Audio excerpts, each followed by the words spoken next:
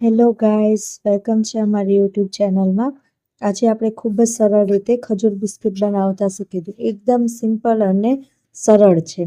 ખજૂર બિસ્કિટ બનાવવા માટે આપણે પહેલાં ખજૂર લઈ લઈશું। એકદમ પોચું ખજૂર લેવાનું અને પછી એના બધા જ બીજ વ્યવસ્થિત રીતે નીકાળી લેવાના અને એના બીજ નીકાળ્યા પછી આપણે એક કડાયામાં થોડું ઘી લઈ લેવાનું અને બધી ખજૂરને એમાં એડ કરી દેવાની અને ધીરે ધીરે વ્યવસ્થિત ગરમ કરીને હલાવતું જવાનું। જેમ જેમ ગરમ થતું જશે ખજૂર એમ એમ એ ઓછું પડતું જશે। શરૂઆતમાં તમને થોડું હાર્ડ લાગશે પણ થોડી વાર થશે 5-1 મિનિટ પછી ખજૂર ગરમ થતાં એ સરળ રીતે કડાયામાંથી આપણે હલાવી શકશું।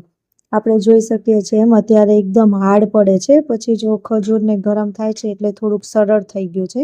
પછી આપણે એના બિસ્કિટ બનાવી લઈશું। એની માટે મેરીગોલ્ડ બિસ્કિટ અને ટોપરાનું છીણ લઈ લઈશું। ગરમ ગરમ ખજૂરને છે ને એક બિસ્કિટની એક બાજુ લગાવીશું અને એના ઉપર બીજું બિસ્કિટ રાખી દઈશું અને અંદરની બાજુ બધે ખજૂર લગાવી લઈશું।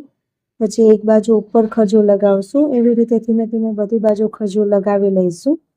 બધી બાજુ ખજૂર લગાવી આપણે જોઈ શકીએ છીએ કે અત્યારે એકદમ સરફેસ એની ખરબચડી છે પણ આપણે એને સહેજ ઘીવાળું લઈને હાથેથી રબ કરીશું તો એકદમ સ્મૂથ સરફેસ થઈ જશે।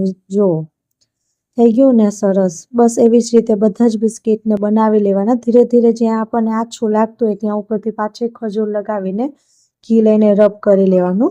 ખજૂર બિસ્કિટને પછી બધી બાજુ વ્યવસ્થિત ટોપરાનું છીણ લગાવી લેવાનું। બધા બિસ્કિટને આવી રીતે વારાફરતી છીણ લગાવી લેવાના। છીણ લાગી જાય પછી આપણે એના 4 કટકા કરી દઈશું જેનાથી આપણે ઇઝીલી ખાઈ શકીએ। આવી રીતે તાવેતાની મદદથી કટકા કરવાના એટલે બિસ્કિટનો ભૂકો ન થઈ જાય। બધા બિસ્કિટના કટકા થઈ જશે। તૈયાર છે આપણા ખજૂર બિસ્કિટ। ગમ્યું હોય તો લાઈક, ફોલો અને સબસ્ક્રાઈબ જરૂરથી કરજો। Thank you for watching.